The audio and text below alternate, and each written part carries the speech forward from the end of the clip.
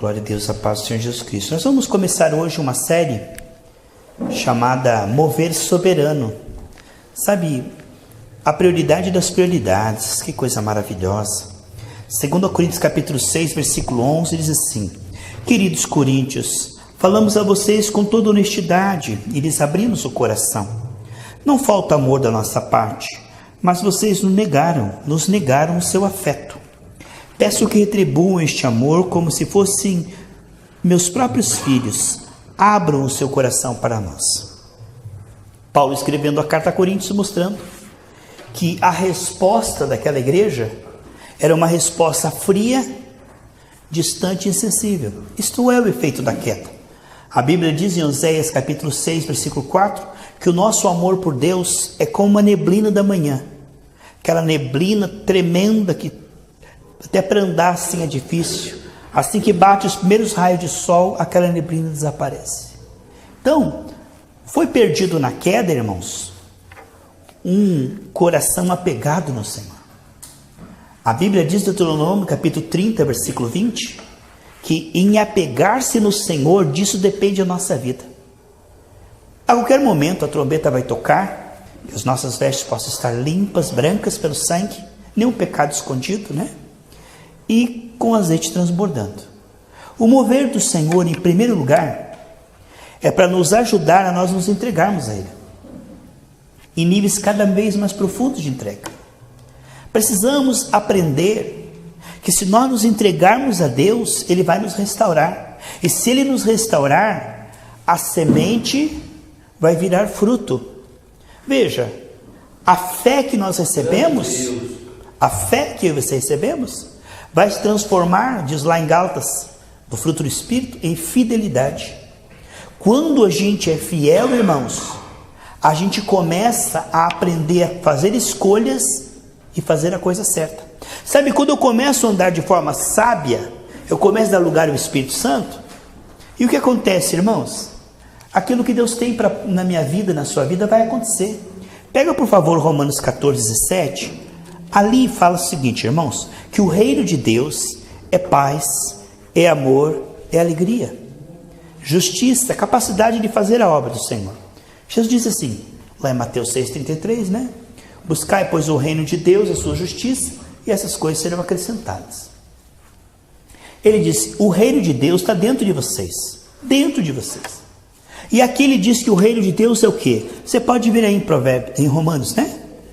Ele fala, o reino de Deus, irmãos, é paz, é amor, é alegria, é justiça, é amor, é capacidade de fazer as mesmas obras. Então vamos falar do amor. Como é que você sabe que está sendo sábio? Você está andando com Deus, está restaurando o teu coração? Então você consegue perdoar. Se você consegue perdoar, é porque Deus é mais importante que tudo na sua vida. Por que você perdoa? Porque agrada a Deus. É por isso que você perdoa. Quando nós vemos o seguinte, uma pessoa que está magoada, chateada, com relacionamentos quebrados, sabe o que isso é? É uma idolatria. Por quê? Porque isso é mais importante que Deus e a vontade de Deus. Quando eu perdoo, eu estou dizendo assim, a minha comunhão com Deus, a vontade de Deus é mais importante que tudo. Mas quando eu não perdoo, quando eu não tenho amor, eu estou dizendo o que, queridos? Que aquilo que aconteceu, que a pessoa fez ou deixou de fazer, é mais importante do que Deus. Aqui está. Apegar-se no Senhor é entender a sua vontade. Aí ele fala de alegria. Por que a alegria sai da nossa vida, irmãos? Sabe por que a alegria sai da nossa vida? Porque algo que era mais importante do que Deus não aconteceu. Quando eu estou alegre, eu estou dizendo o seguinte, Deus em primeiro lugar.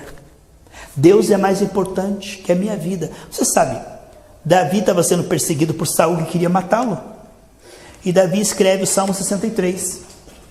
No Salmo 63, ele escreve, fugindo de Saul, se escondendo nas cavernas. Ele escreve o Salmo 63, ele diz no versículo 3, o teu amor, meu Deus, é melhor que a própria vida. O teu amor, meu Deus, é melhor que a própria vida.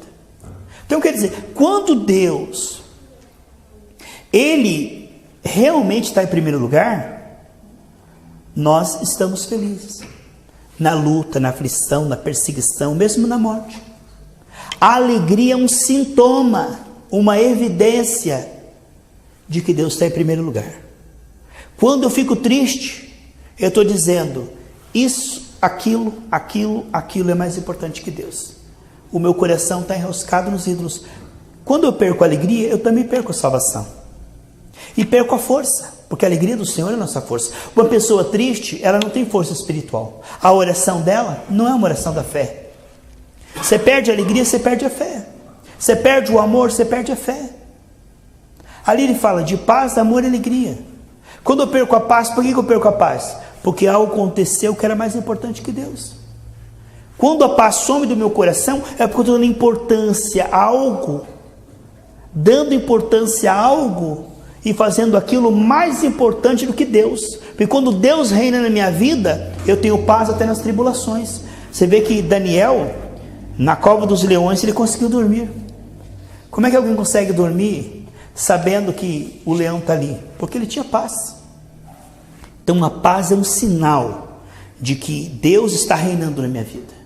Agora, se isso foi perdido, muito terreno foi perdido desde a queda, agora a graça, a unção que nos foi dada, irmãos, a graça, a unção de Deus na minha vida e na sua vida, que entrou na minha vida e na sua vida, é para nos devolver a capacidade de se entregar a Deus. Olha, eu e você vamos nos entregando a Deus, eu e você vamos nos entregando a Deus.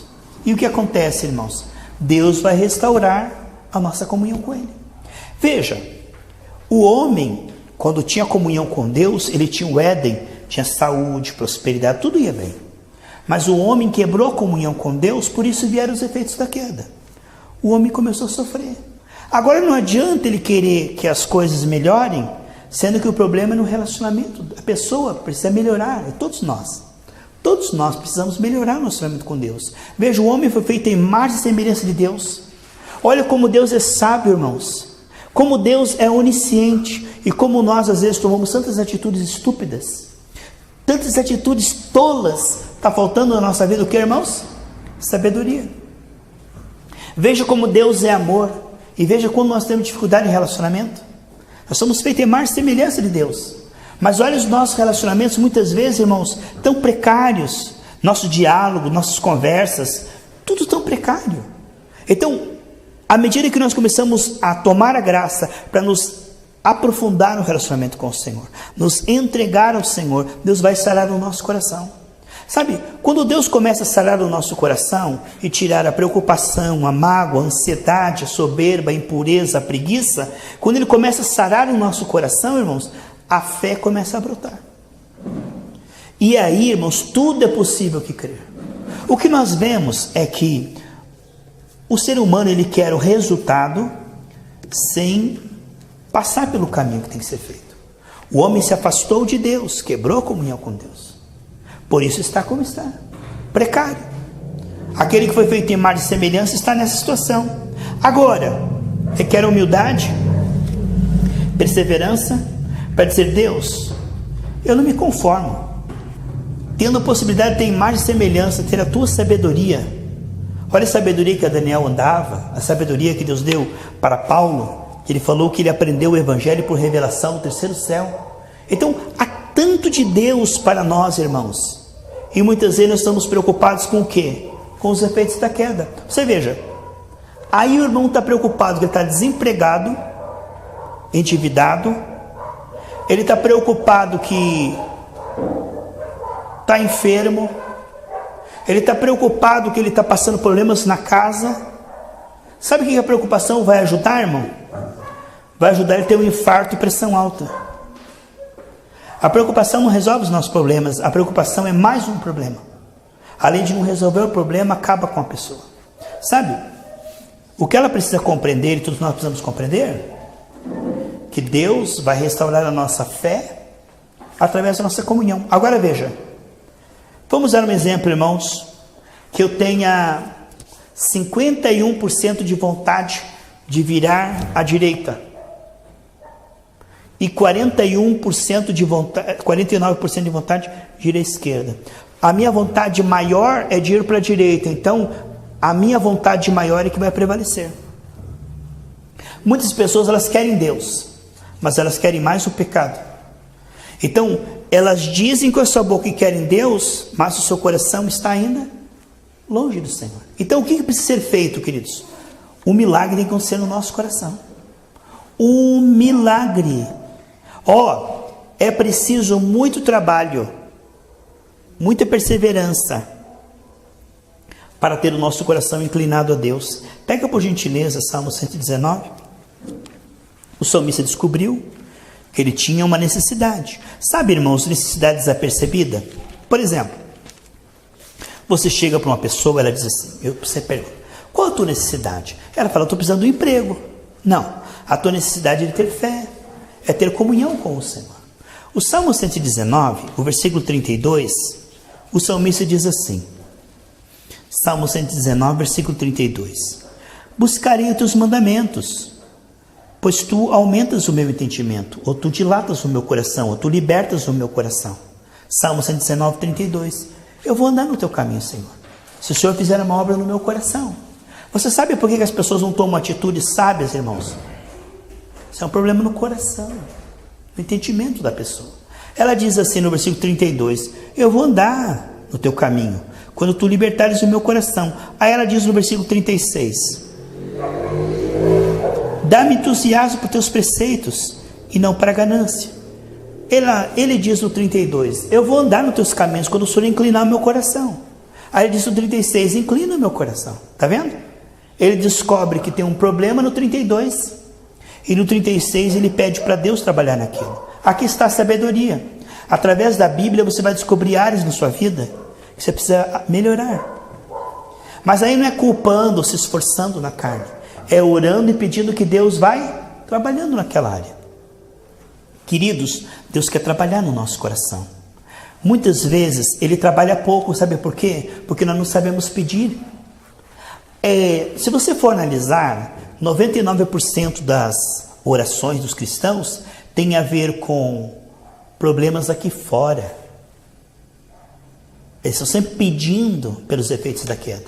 Mas pouco, sabe, amados? Bem pouco se ora pelas questões internas. Se Deus sarar o nosso coração, a nossa alma, a nossa fé, Ele vai conseguir operar aqui fora. Aí a pessoa está ali assim, triste, emburrada, esperando a bênção do Senhor. A pessoa está ali magoada, não está tratando aquilo. É um ouvido esquecido, não mistura a palavra com fé.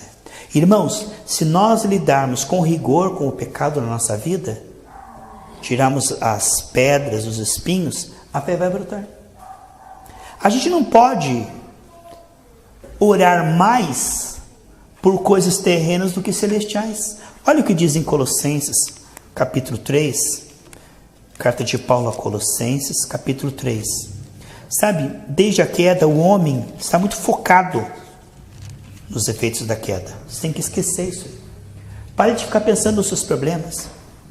Conte para Deus, descanse no Senhor. Comece a lidar na questão do seu coração. A fé vai brotar, tua visão vai mudar. Colossenses 3 diz assim, versículo 1. Uma vez que vocês ressuscitaram para uma nova vida com Cristo, mantenham os olhos fixos nas realidades do alto, onde Cristo está sentado no lugar de honra, à direita de Deus. Pense nas coisas do alto e não nas coisas da terra, porque vocês já morreram para esta vida, e agora a sua verdadeira vida está escondida com Cristo em Deus. Ele diz, pense nas coisas espirituais, busque o reino de Deus e sua justiça. Sabe, amados, os louvores das igrejas, as pregações, quase todas, são mensagens que têm a ver com problemas da queda. 90% está sofrendo, está endividado, está doente, está passando luta em casa, sabe? 90% são coisas externas, mas o Senhor, nessa dispensação da graça, Cristo em nós, presença da glória, Ele quer esse mover soberano, que é tomar a graça para aprofundar um relacionamento com o Senhor. Irmãos, você não avança num tópico se você o ignora. Não é o tempo de igreja que vai fazer você crescer neste ponto. Por exemplo, está tendo uma faculdade aí de engenharia. Eu não estou aprendendo nada de engenharia. não tem nem pensando nisso, nem frequentando a faculdade de engenharia, nem, quer dizer, aquilo está ausente do meu entendimento, do meu tempo, do meu diário. Então, não é o tempo de igreja que vai fazer com que o meu coração mude, irmãos. É eu entender que Deus está me chamando e começar a orar e jejuar nessa direção. Porque, na verdade, a direção de muitas igrejas é o seguinte: vamos correr atrás da bênção. Vamos fazer um movimento aqui para que você prospere. Então, sempre tentando resolver aqui fora. Isso é ignorância, mas é cego guiando cego. Você não vai avançar num relacionamento com Deus se você não estiver meditando, orando, jejuando para avançar no relacionamento com Deus. Então, o que temos aí? Uma vida com Deus muito superficial, irmãos. Uma fé muito superficial. Veja, muitas vezes a nossa oração não é uma oração da fé, mas é uma oração do medo, da ansiedade, da preocupação. Isso precisa avançar, precisa melhorar. Aqui nós vemos, que nós lemos aqui, pensar nas coisas do alto. Irmãos, você pode ver, a maioria das pessoas estão atormentadas, atribuladas e angustiadas com coisas terrenas, sabe por quê?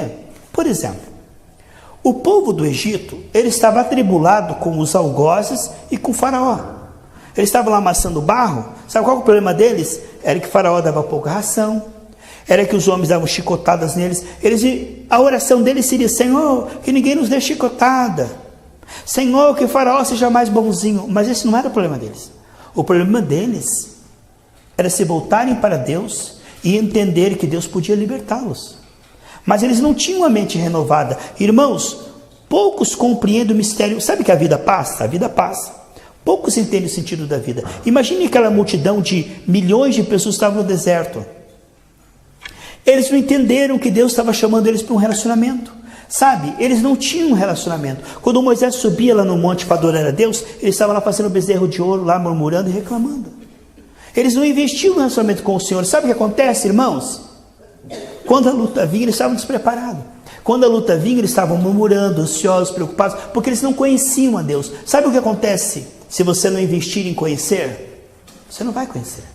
Tem gente que pensa e conhece a Deus, mas não conhece. Sabe por quê, irmãos? Para conhecer a Deus é preciso inclinar e investir tempo e meditação em buscar conhecer a Deus. Oséias 6,3 diz assim: conheçamos e prossigamos conhecer o Senhor. Então o que acontece?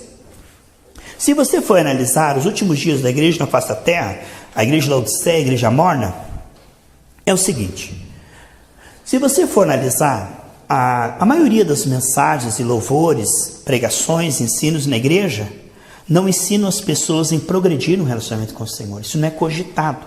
Já recebeu o Senhor? Agora vai atrás da herança, agora vai trabalhar para Deus.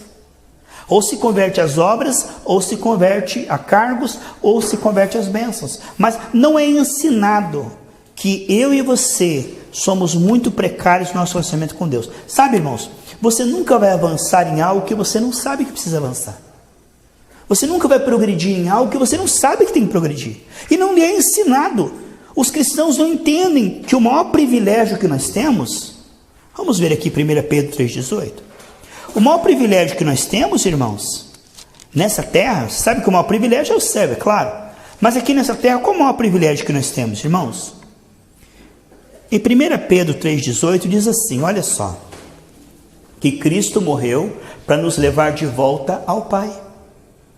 1 Pedro 3,18, tá certo? Cristo morreu para nos levar de volta ao Pai. Sabe, nós não podemos viver daquilo que cai da mesa dos filhos. Cura, prosperidade, bênção, dons. Irmãos, isso é bom, mas é secundário. O maior privilégio que eu e você ganhamos é o direito, o privilégio de termos comunhão com Deus. Na viração do dia, Adão e Eva tinham comunhão com Deus. Essa comunhão foi quebrada. Agora, irmão, sabe como é que a gente começa quando a gente entra numa igreja e recebe o Senhor Jesus Cristo? A gente começa do zero. Sabe como é que é a nossa comunhão com Deus? Ela é muito pequena, irmãos. Você sabe que existem pessoas que estão, às vezes, irmãos, há 50, 60 anos na igreja e não conhecem a Deus? Sabe por que nós podemos dizer isso? Não tem fé para perdoar, não conhece a Deus. A Bíblia diz: aquele que não ama não conhece a Deus. Vive ansiosos e preocupados, com medo de tudo, conhece a Deus? Não conhece a Deus. Porque a Bíblia diz que Deus não tem dado nós espírito de medo. Certo, queridos? Então o que acontece? Muitas pessoas como Pedro dizem assim: eu estou pronto para ir contigo até a cruz, Jesus. Eles têm a presunção de que conhecem a Deus. Mas na verdade, não conhecem. A gente quer crescer em algo, irmão, a gente tem que reconhecer que é ignorante. Porque a gente achar que já sabe, a gente não cresce naquilo. Então, as igrejas, de um modo geral, não têm ensinado as pessoas a conhecerem mais a Deus e valorizar isso. A orar nesse sentido, a jejuar nesse sentido, e meditar, e fazer do culto uma busca intensa para níveis mais profundos de comunhão. Não. Pegue 100 mensagens, escute e veja quão poucas mensagens tem sobre isso. Por isso as pessoas não têm progredido no relacionamento com Deus. Elas não se parecem mais com Deus. A sua mente continua sendo aquela mente que tinha no início da conversão. Ela recebeu Jesus há 50 anos atrás, era ansiosa. Continua ansiosa. Há 50 anos atrás, irmão, ela era uma pessoa nervosinha. Continua nervosinha, mas está esperando a bênção. Mas já tem cargo, já tem posição, já tem título. Mas não mudou por dentro. Por que não mudou por dentro? Porque não foi ensinada, não foi treinada, não foi incentivada, não foi estimulada, que precisamos de mudança no nosso coração.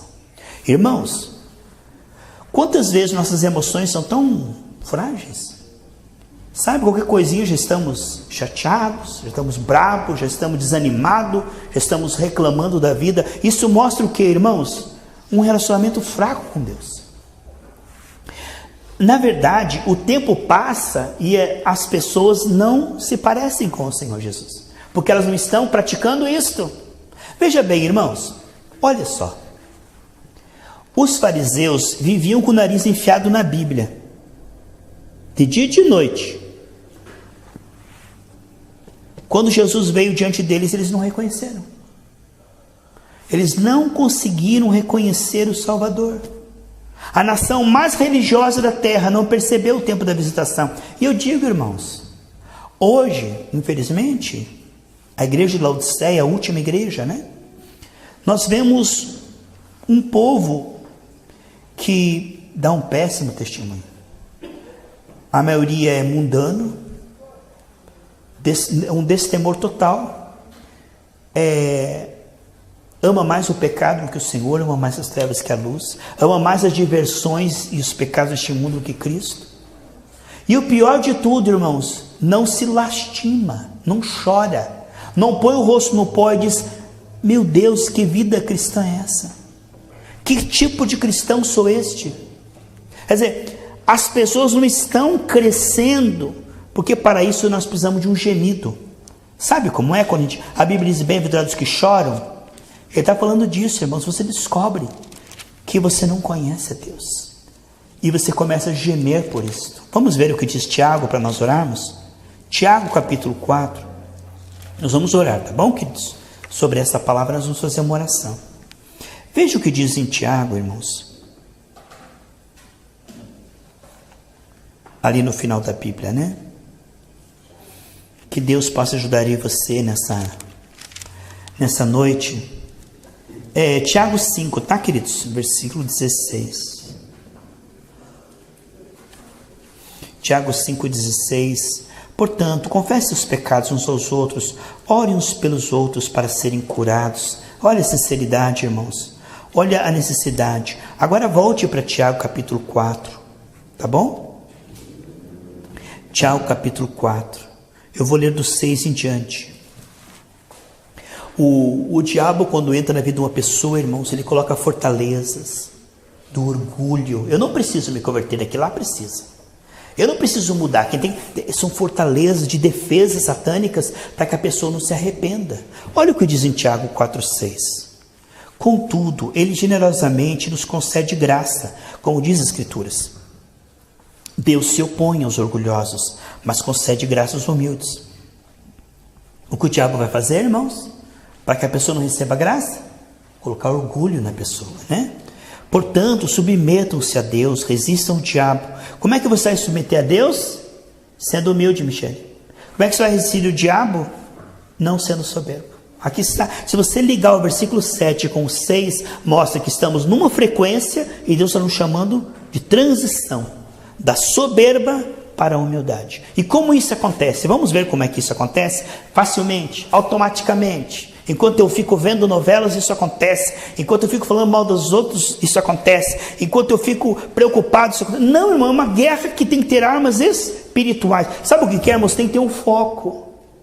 Você descobre algo, uma ferida, agora você vai tratar isto. Há todo um processo inteligente, um culto racional, onde você vai cooperar com Deus. Veja. Portanto, submetam-se a Deus, resiste ao diabo, ele fugirá de vocês. Aproxime-se de Deus. Ué, como? Deus não está dentro de mim? Como é que eu vou me aproximar dele? Você está vendo? Irmãos, Deus está mais perto que a nossa respiração é batida no nosso coração. Deus está perto, mas nós não estamos perto dele. Ele está dizendo que a principal necessidade minha e tua agora é achegar-se, aproximar-se de Deus. Isso não é brincadeira, o diabo defende território para que isso não aconteça. Olha só, aproxime-se de Deus e ele se aproximará de vocês. Lave as mãos, pecadores, purifique o coração de vocês que têm uma mente dividida. Sabe o que ele está falando? Quer, mas não quer. Perdoa, mas continua falando mal. Eu confio no Senhor, mas vivo ansioso e preocupado. Eu quero Deus, mas não renuncio ao mundo. Essa mente dividida é uma característica do morno. É a frequência que o homem está.